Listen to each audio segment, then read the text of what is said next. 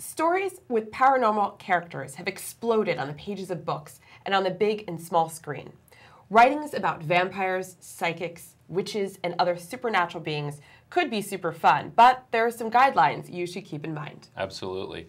Here to offer some tips on getting it right when writing paranormal is E.F. Watkins. She's a journalist and author of several paranormal novels, including One Blood.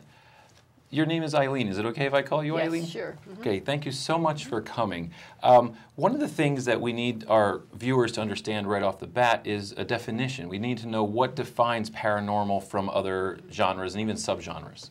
Well, I think most people think of paranormal as being, you know, something that seems uncanny, something that doesn't seem like it could happen in real life. When you come down to things like psychics and people seeing ghosts, you know, that probably is more of a possibility, but I think that's how people define it.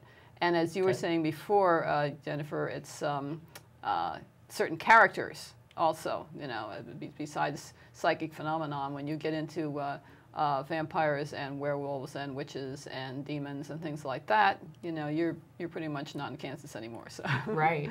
Now, does any book with one or more characters with paranormal activity make that then a paranormal genre book? I would think so by a lot of people's standards, but I did read a definition online that said it's a paranormal book if you can't take the paranormal element out of it. In other words, if you know the example they gave was Dracula without Dracula, you know, does not exist. And there are some people writing, for example, romances where I've heard criticism of, you know, if the guy was human, it would be almost the same story. So that doesn't really feel. Yeah, but it should be really integral. Yes, yes, absolutely. Okay. What about the protagonist, your main character? Do you think that that character needs to have some kind of paranormal abilities, or can that person slide a little bit? Well, it kind of depends on the genre. There's a number of different things. I mean, if you have something like a horror novel, a lot of times the protagonist is human and is dealing with some kind of paranormal threat. There's another genre that's only been around for, you know, a little while called urban fantasy, and I think that's kind of a weird term, but a lot of the characters in a book like that are paranormal. You have vampires versus humans, you have vampires, werewolves, and a number of other characters interacting with humans. It's almost like an alternate universe kind of thing. So your protagonist, and then again, if you've got somebody who's got psychic abilities, they may be human, but they do have that bit of paranormal twist. Okay, so it depends very much on that genre. Right, the subgenre. Yeah, subgenre. It also sounds we're kind of, you know, re-emphasizing that idea of, you know, how much, how integral it is to the actual plot line. Mm-hmm. Okay. Are there some themes that the viewer, the reader, sees or expects, anticipates, and looks for in a character? Again, that really depends on the genre a lot. I think, for example, in your typical vampire stories lately, there has been, you know, the alienated vampire who, you know, has some redeeming social value, and whether or not it's a romance, there's a lot of sympathy for that kind of character.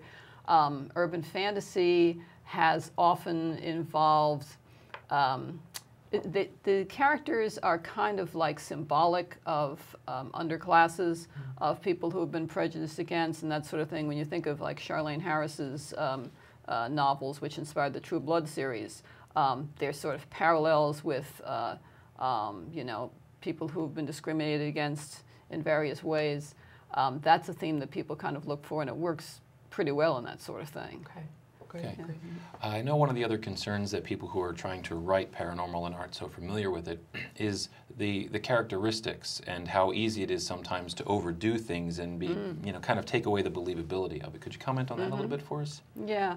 I think there might be a temptation for some people to just say, I can just make stuff up, you know, and maybe to do, you know, make it as wild as possible without any kind of logic behind it. I think, first of all, that the characters have to act somewhat human in the sense that you have to understand their motivations for doing things, even if they're coming from a different place than a normal human being. And then also, I think you've got to get the realistic stuff right. For example, in the book that you mentioned, One Blood is actually set in Princeton, and I was somewhat familiar with Princeton, but I really researched it to make sure that the realistic stuff, you know, to get the humans right, get the setting, you know, the accuracy of it right, and leave the fantasy stuff for just the fantasy elements of the story. It's like Stephen King created this very working class world to put his monsters into, and it was a tremendous success because people really believed it. Mm-hmm. Yeah. I do. So this could be a cliche question, and the pun is intentional. But is there a way that a writer can make the themes not so cliche? Yeah, I think one thing that I think that people ought to do is not draw too much from TV and movies and other books, but primarily these days TV and movies, and think about what moves them, what frightens them, what interests them. I mean, there's a great opportunity in paranormal to draw parallels with like real people, real experiences, and then just push it over the line a little bit. And I think that when you personalize it a little bit and really think about, you know, what scares you, what kind of people, you know, frighten you, you know, you'll get something that's a little more individualized and not so cliche. Are there some resources, places to go that the writer can utilize to learn more about paranormal, thriller, mystery? Well, first of all, there's a lot online. Some of the books that I used when I was starting out are almost a little bit obsolete now because they dealt with horror and there's so many other things now. But you certainly can find a lot online. And I belong to two groups that I can mention that are both based in Middlesex County. And one is started out as Garden State Horror Writers. Their website is still gshw.net, but they're actually calling themselves Garden State Speculative Fiction Writers now, so they're broadening a little bit. Yeah.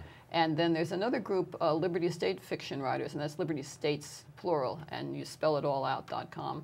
And they meet in Edison, and they have a number of people. They're kind of got a lot of romance writers, but they got a lot of people who write paranormal romance among those. So those are two groups right here in our area. And yeah, they meet in Edison, and GSSW meets in Old Bridge. Great. So yeah, and you can find them online. Thank you so much for coming in. Thank you.